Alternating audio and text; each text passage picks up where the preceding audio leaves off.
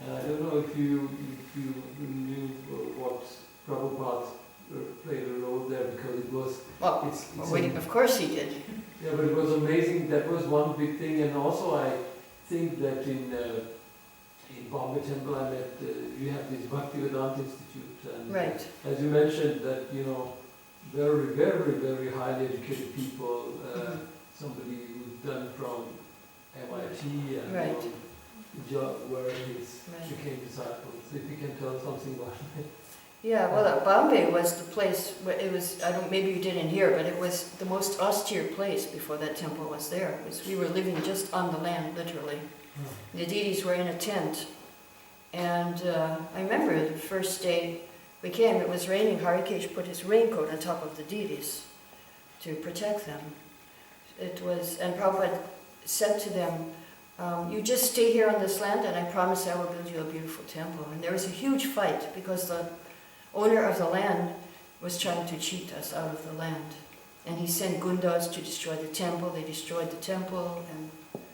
But overnight we rebuilt it with the help of one life member. And devotees went to jail. We had one lady pujari, she was protecting the deities. And they grabbed her by the hair and took her to the police wagon and put her in jail. And it was a big fight for the land. And then it was a big fight to get permission to build. But then it was built. Yeah, he had everything, and the money came actually mostly from America, where devotees are on book distribution. That's sort of money for Mayapur, Bombay, and Vrindavan. Vrindavan mostly from Japan, I think, was Guru Kripa. And America too. The devotees were going out 10, 12 hours a day doing book distribution, and they send all the money to India. Mayapur, Vrindavan, and Bombay. Okay. Yes, any other? Yes? Well, I don't want to start any controversy, but when you are describing all of these austerities, and it's just obvious that nowadays, it's only the very rare, very few devotees who will be able to do all of these austerities and sacrifices for Srila Prabhupada. And how do you, if you can tell, just to encourage them, Matatis here, because they said that you are not able to, like you said, to give the Bhakti Sarastika course and like that. Like you were saying, there are always so many possibilities to preach if you want to. Mm-hmm. That's not my point, but my point is that this discrimination, in a way, between ladies and men in our ISKCON society, why I just can't understand why that is here, because there are like millions and billions of people we have to preach to. The reason it's there is because in my last life I was a sannyasi and I was doing the same thing. So this life, I have to make it right. What to do? I never felt discrimination. No, my whole time in ISKCON. I never felt that. I always felt like Prabhupada saw us equally. He gave us an equal chance. And if you're thinking, you don't, in that way, as the same complaint came from Bhakti Tirtha Maharaj to Prabhupada. Prabhupada, there's discrimination in ISKCON. Prabhupada said, well, if you're thinking like that, then you're no better than they are. Understand? Yes. If you think you're this body and you're being discriminated, then okay, then you are. And if you think you're a spiritual being and there's no impediment, okay, no impediment. Just do it for Prabhupada. Doesn't matter. And that's all these obstacles are to make you stronger and more determined, and because it's not about, these things are all external. What I understood now, I can give you an example now from my life, that there is, now I'm in the middle of a controversy of, women Diksha Gurus, because I've been nominated for that. So there's a huge fight going on. And what I understood is that the reason why there's so much external problem is because in my heart, I have that problem. And it's reflecting outside. That I am also not determined to do this service, and I have doubts. And so therefore others have doubts. Now if I really was determined and really said, yes, okay, this is a good idea, then I think it would happen very fast. But because I'm also a little bit, well, you know, I don't know, spaced out, not really. I was more determined to teach. Now I'm not so determined, but still I understand that, you know, nothing is in my hands. It's all in Prabhupada's hands. My life is in his hands. Whatever he wants, he can do. And if he wants me to do these things, then I will do. Because three things you need. You need the blessings of Guru, Sadhu, and Shastra. Shastra is there, Guru is there, blessings. I need Sadhu blessings, GBC, devotees. Without that, then you cannot do anything independently. Nothing you can do unless you get the blessings of the Vaishnavas. So if there's some obstacle, then okay, look in your heart and see what obstacles are there to your being a pure devotee for Srila Prabhupada. What I understood living in ISKCON, the institution doesn't always go the way you want it to go. And the devotees don't always go the way you want them to go. But actually, there is something you can do. And that is, well, first of all, I'm very grateful to Prabhupada that he has given me this opportunity to perfect my life and go back to Godhead. You don't meet such a guru in millions of lifetimes. You don't see that. Yeah, so it doesn't always go the way you want it to go, but you can understand that it is being controlled, directed by Srila Prabhupada, and there are reasons for everything to happen, and we have to accept everything as the mercy of Krishna. And if we see in that way, and it's mercy, not that it's, this and that material, external thing, then we can be on the spiritual level. And if you see on the external material level, then you will remain on that level and you have big fights with the others. And then some people, I just unfriend them on Facebook if they want to fight. Okay, unfriend, you're not my friend. I don't discuss. I don't waste my time. Because this life is very short. I want to go back to Godhead, and I'm determined to go back to Godhead. And if they want me to take others with me, I'll do that too. How do you go? Otherwise, I'll go myself, no problem. It's up to them. Yeah. What is your secret for so much sacrifice for Prabhupada? My secret? I am a fool before Prabhupada. My secret is that, you know, this is the purpose of life. I understood at one point I was like in this group of critical people. Okay, ISKCON is bad, we have to change it. But then I realized the people who are criticizing are worse than the people they're criticizing. So then I understood what I have to do. The only way you can change ISKCON and change anything is you have to be the example of what you want to see in others. Just by your life, people will see and they will get inspired. You have to be the example of a devotee, what you want to see in the devotee. And that's work, that's what I do. And it's working because I was giving a class in Gainesville, Florida. And it was to young students. One after the class, one young girl came up to me and she said, "Thank you for existing." I said, "Oh, wow. My life is perfect. Someone is happy that I'm just alive." So that's the purpose of life. That's the secret. By your example, then you show what you want to see in others. You just show. You can't say, "Oh, you should be like that, you should be like that." No, you just show, okay, how you should be. Show by your life, show by your example. That's the secret. And of course, try to very strictly follow the instructions of your spiritual master, Srila Prabhupada. try to cooperate with the others in ISKCON. At least cooperate. At least tolerate. Better than tolerate is cooperate, and better than cooperate is appreciate. Appreciate, yes? You talk about Prabhupada's chastisements and his praise. Mm-hmm. Because I see it as a very important point that we all need that kind of from each other. Oh, I'm sure you get the chastisement. No, and we also need to do it ourselves. Yes. When Yes. we need to, You need appreciation. yeah, we need to learn others something, teach others Mhm. something. You sometimes have to be very. Now, when you're in your position of teacher, then you can correct others. There's three types of relationships you have with devotees. One is somebody is more advanced than you, and so you want to serve them.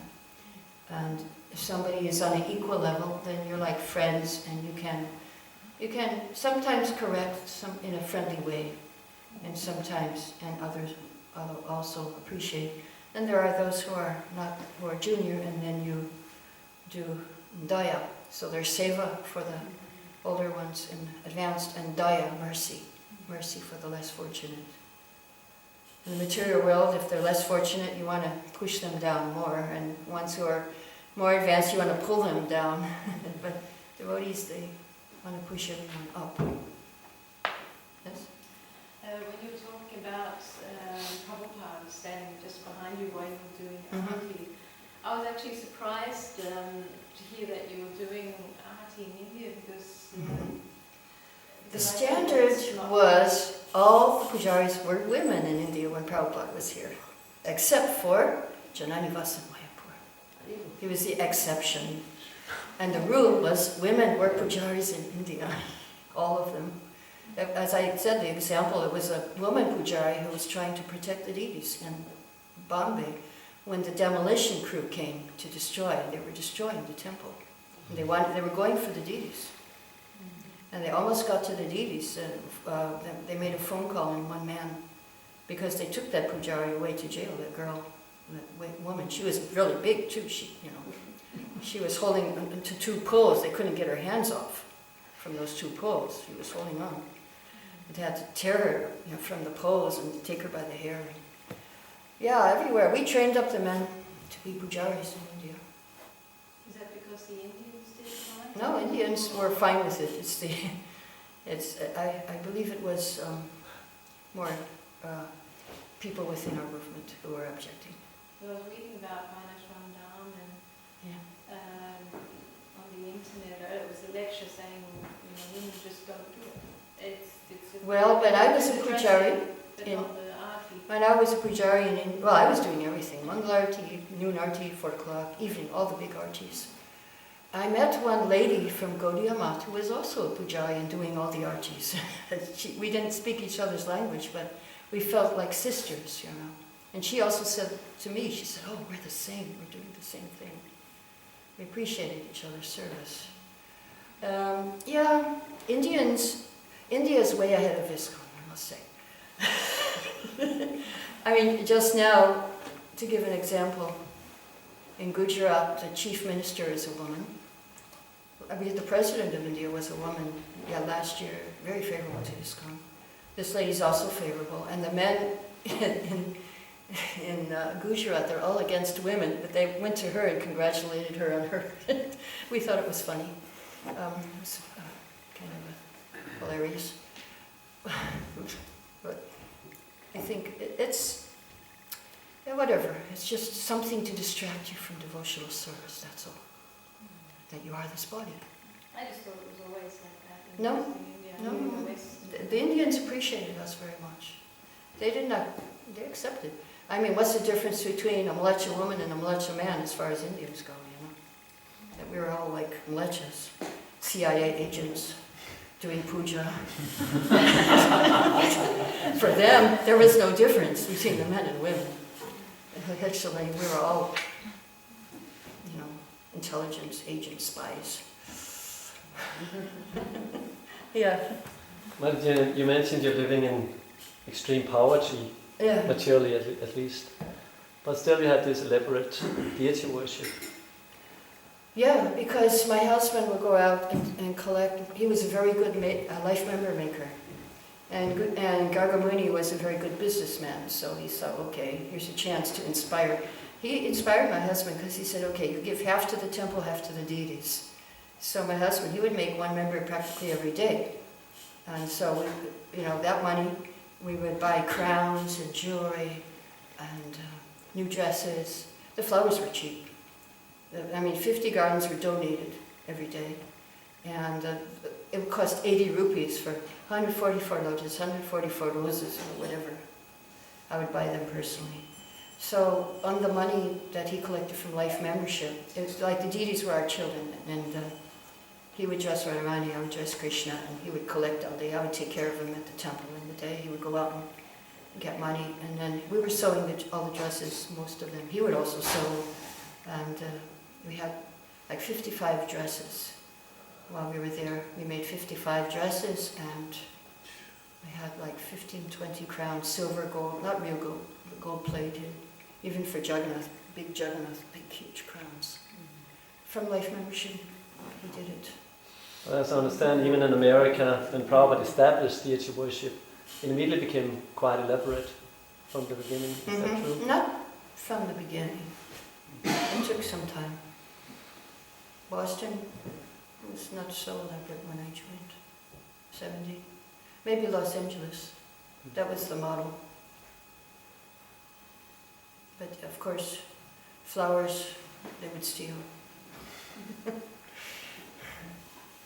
Calcutta, they were cheap.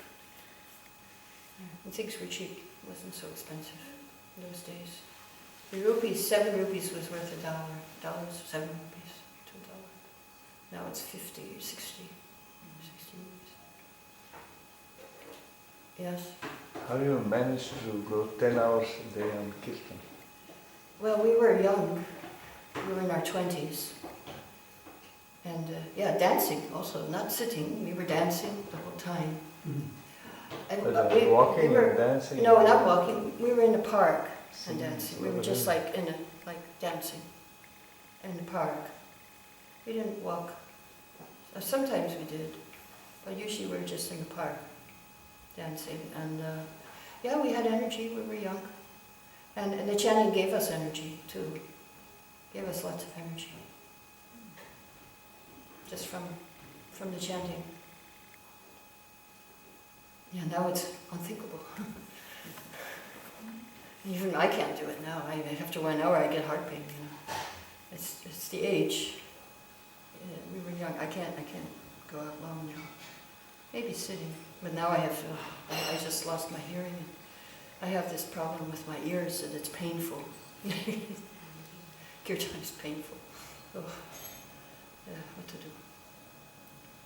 Somebody had a question this side? No, it just sounded so funny that you had no water, everything was flooded, and everything was just like, you so austere, and the rats and the bats, and still you got all these amazing garlands. Yeah, I know. It was amazing. And you walk in that temple, the smell was just knock you over. The scent. And I remember every night before I would go to sleep, I would take the 144 lotuses, I would smell each one. And I noticed 6 different kinds of fragrance, and I would take the best ones to bed with me. Every night. Inside my mosquito net, of course. I was living in a partition off the kitchen. Like a plywood, 6 feet, The kitchen was there, and the brahmacharis were talking and cutting sabji. It's like very difficult. The garbage is on one side, the bathroom is on the other side. And then there was the kitchen. And the rats, of course. Big cockroaches. Yeah. You really learn to tolerate. Because when the lights go off, all the big cockroaches started to fly in the dark, right? And they land on you. And then one time I had the deities marble plates, right? And they were landing on me, and I couldn't do anything until I got to the deity room. Really. Well, you learn to tolerate. Prabhupada said we were liberated. What? liberated we were. Now we're not liberated. Now we need more comforts. We need comforts now. It was so funny, I was giving a class in Bhaktivedanta course, and so in our class we're training up preachers. Adi Purushi was one of our students, and Sankirtan Das. Adi Purush preaches all over Europe, Sankirtan in China, Taiwan, Patri in Nepal, all big preachers in our class. 2 sannyasis, one already became sannyasi, and one is still aspiring. So one time I asked them the question, the purport was about the preacher and what he needs, what the preacher needs. I said, what is the first necessity of the preacher? And they all raised their hands. Computer! So, okay. Yeah, when in the class they all have their computer. I say, okay, now I'm going to ask you a question. Close your computers. Don't look. Don't look at the book, normally.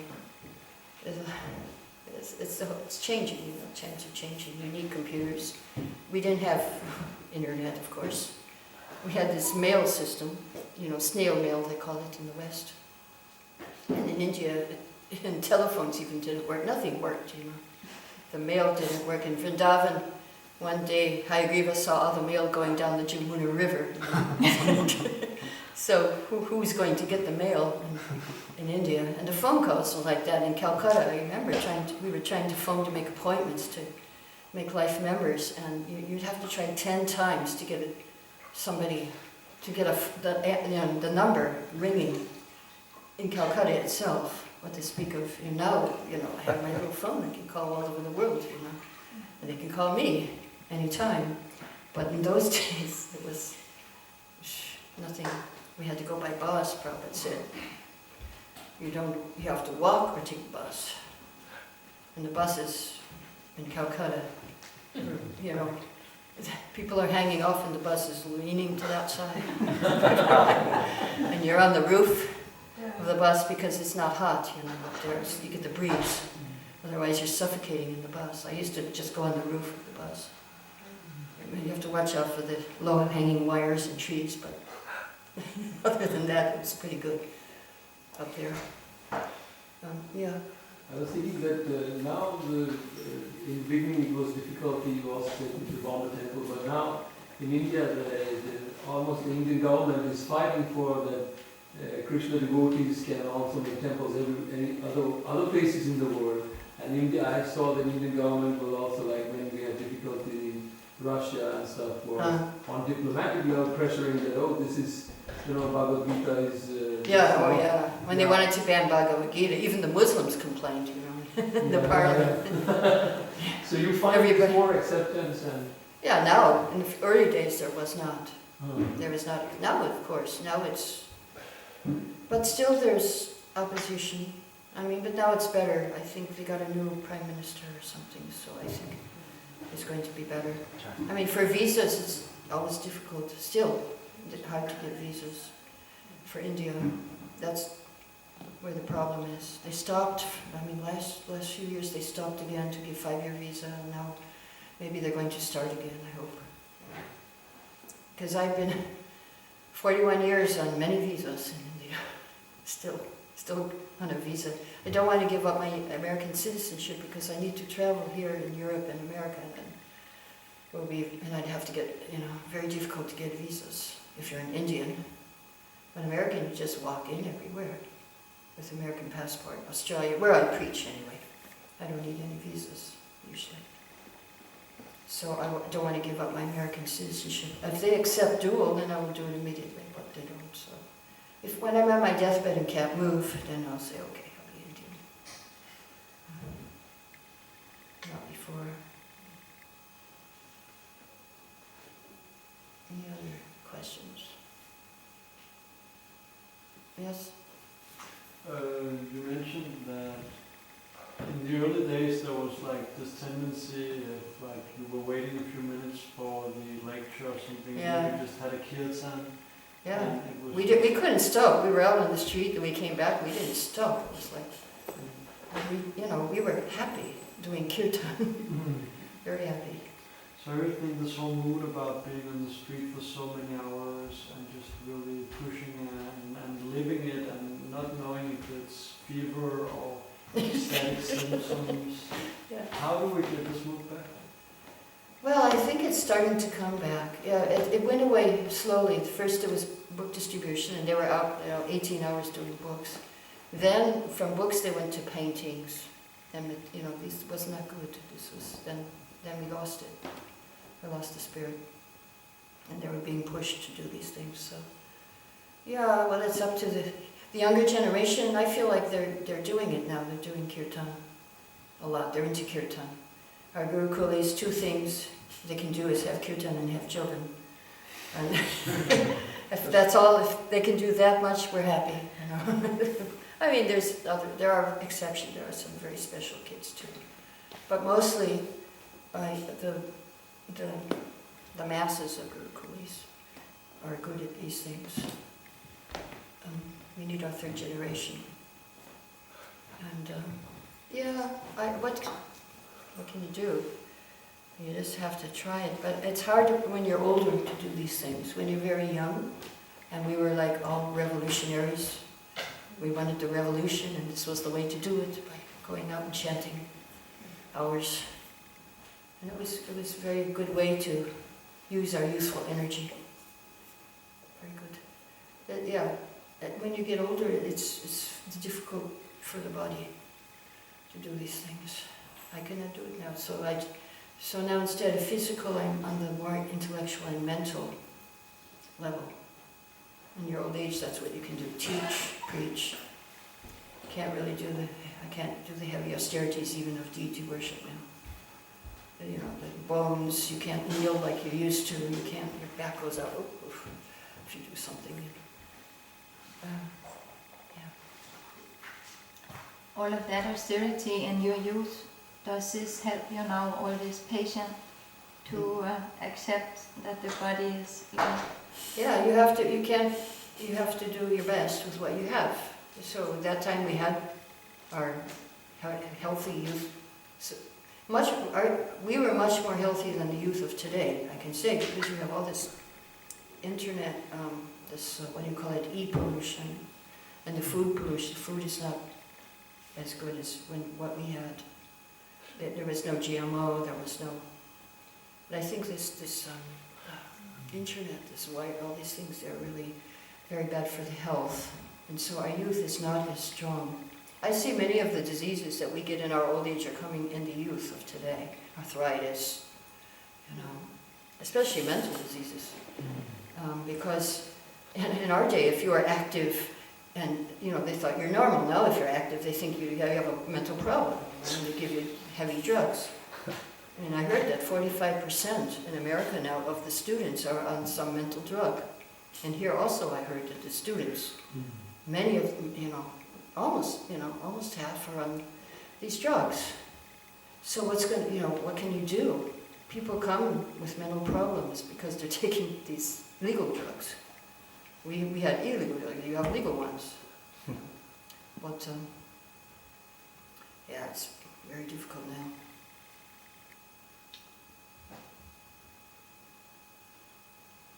But yeah, I mean, there is a movement of kirtan now. There are a lot of young people who are doing kirtan, and that's very encouraging. So whenever you get a chance, you go to these kirtans, 12 hour, 24 hour, get a taste. Yes. How about those who are in farm communities? They must be doing quite well, like on the physical part. They must be quite able. They're healthy, but nobody wants to live there. I've been to some farms, and they say, it's very nice here, but nobody wants to live. How are they going to maintain without money? But they're figuring it out now. They're selling milk.